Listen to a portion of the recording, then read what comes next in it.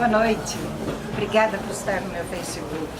Hoje eu estou na Livraria Martins Fontes, uma das principais aqui do cartão postal de São Paulo, Avenida Paulista. É aqui pertinho é quase em frente ao metrô Brigadeiro. Por que eu estou aqui? Porque o Guerra pela Vida, o livro que eu escrevi para o Instituto Jovem Pan, está sendo vendido aqui na Livraria Martins Fontes. Eu queria, Denise, por favor, só para mostrar, ele está exatamente naquela prateleira de cima, junto com os livros de toxicologia. Bom, eu tive uma surpresa hoje quando eu cheguei aqui à livraria, porque o seu Dr. Hélio, que é advogado, veio de Santo André para comprar o livro, porque ele leu no Facebook que eu estaria aqui. O que motivou o senhor, Dr. Hélio Rodrigues, que é advogado, vir até São Paulo para comprar o Guerra pela Vida? O que motivou é que esse livro, eu entendo que hoje ele é muito importante para o país, porque hoje nós vivemos uma epidemia de crack. E eu entendo que a sociedade deve ir contra isso, deve lutar contra isso. Então, eu vim aqui comprar esse livro exatamente para me estudar e aprender um pouco mais sobre essa questão. Eu sei que tem várias pessoas determinadas a diminuir esse consumo de drogas, e pelo que eu fiquei sabendo do livro, é exatamente esse o motivo da senhora ter escrito esse livro. Então, a senhora está de parabéns pela iniciativa. É um livro que não é só literatura, mas é um livro para salvar vidas. Aqui, existe nesse livro vários especialistas sobre essa questão, e além dos especialistas também, as mães que sofrem foram convocadas a dar o seu depoimento nesse livro, e também pessoas que conseguiram se livrar das drogas. Então, é exatamente esse tipo de livro que o nosso país precisa. Não podemos esconder a nossa realidade. O nosso país está sendo destruído pelas drogas. As nossas gerações estão sendo destruídas pelas drogas. Então, o tipo de arte, de literatura que nós devemos prestar atenção hoje é essa. Devemos salvar os nossos filhos e os nossos netos. Porque se hoje tem mais de 2 milhões de usuários de crack no país, imagina daqui a 5 anos. Será o caos. Por isso, eu parabenizo a senhora, Jovem Pan, por essa campanha que tem feito em prol da nossa juventude, das nossas crianças e dos filhos desse país. Doutor Hélio, o que motiva o senhor a ter interesse por esta causa? Eu fui, durante mais de 20 anos, usuário de drogas. Eu usei cocaína, usei maconha, usei crack.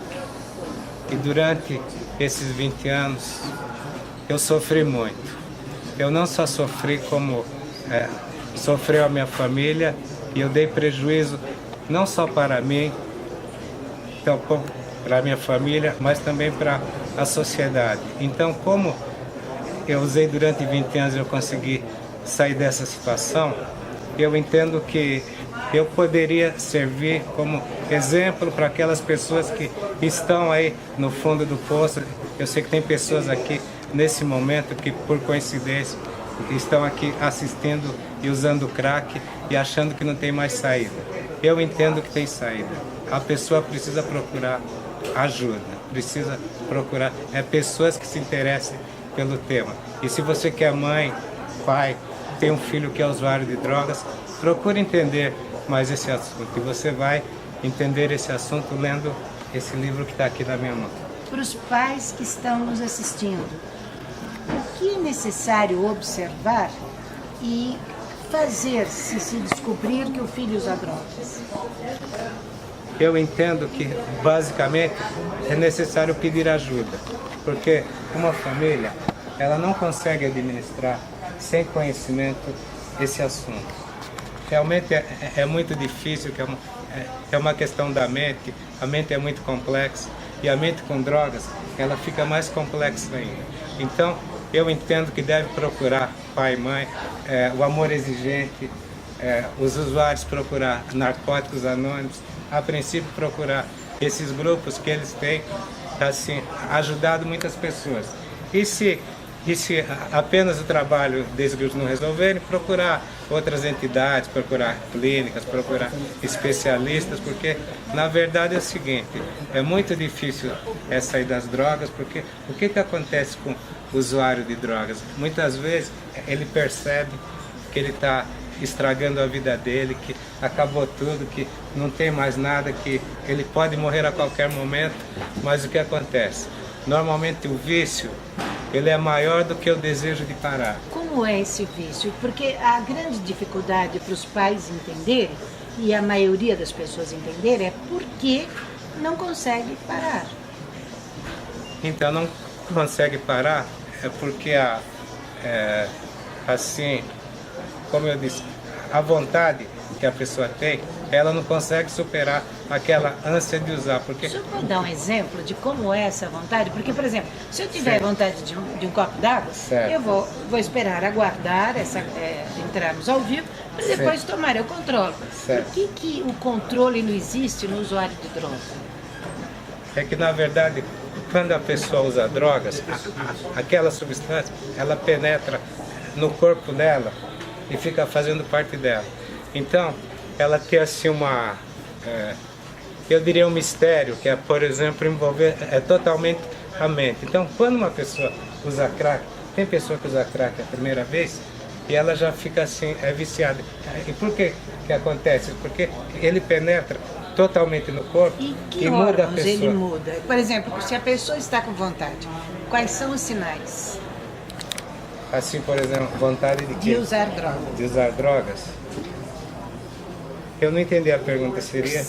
Quando o dependente está com a vontade de usar drogas, ele se torna uma pessoa incontrolável. Exatamente. Por quê? O que acontece na cabeça dele e no corpo dele? O que acontece é que, na verdade, ele vira droga. Eu resumiria dessa forma, porque na medida que ele se torna usuário de crack, o que acontece? Ele abandona o pai, abandona a mãe, abandona o filho, passa a roubar as coisas da casa. Então, aquela personalidade que ele tinha anteriormente, ela muda com as drogas. O senhor, o que aconteceu com o senhor? Olha, aconteceu de tudo. Tentaram me matar 10 vezes, eu tive 5 overdoses, eu contraí hepatite C por causa de cocaína. Então, eu passei assim por coisas assim inimagináveis. E o que o senhor perdeu? Que eu perdi? Em termos financeiros, eu perdi 2 milhões de reais. Eu perdi... Como 2 milhões? 2 milhões o senhor tinha guardados? Onde estavam? Não, é que no ano lá por volta de 1990, eu era advogado e o presidente Fernando Collor de Mello, ele bloqueou as poupanças de toda a população. Então eu descobri um sistema para tirar esse dinheiro. Então eu consegui 500 clientes com cadernetas de poupança. Só que o meu drama foi que ao mesmo tempo que eu comecei a ganhar bastante dinheiro, eu comecei a usar a cocaína. Então, como o meu dinheiro não tinha fim e eu era bastante impossível, então eu fui usando o tempo todo, até que não só pela cocaína, mas pelo estilo de vida, eu acabei destruindo tudo. O senhor perdeu 2 milhões? 2 milhões. De reais? 2 milhões de reais. O senhor, para tratamento, como é que foi a sua recuperação? Porque é o ponto mais difícil para o dependente. Sim. Olha, eu acho que foi importante eu ter parado, mas o que eu entendo mais importante foi que eu nunca tive recaída. Então, eu desenvolvi um processo. Primeiro, eu fui reconstituindo a minha vida, que eu praticamente eu não tinha nada. Depois, assim, que eu estava numa situação um pouco melhor, eu coloquei uma meta de me casar. E aí eu me casei, aí para poder sustentar bem a esposa, fui focando no trabalho. E assim eu fui reconstituindo minha vida através dos anos. Mas, por exemplo, eu nunca mais passei nos ambientes que eu usava, né? Eu evitava isso. As pessoas que de antigamente que me procuravam, eu pedia para elas se afastarem. E assim eu fui levando a minha vida, organizando a minha mente, né? E hoje faz mais de 20 anos que eu não uso mais, eu não tenho nenhuma sequela, tá?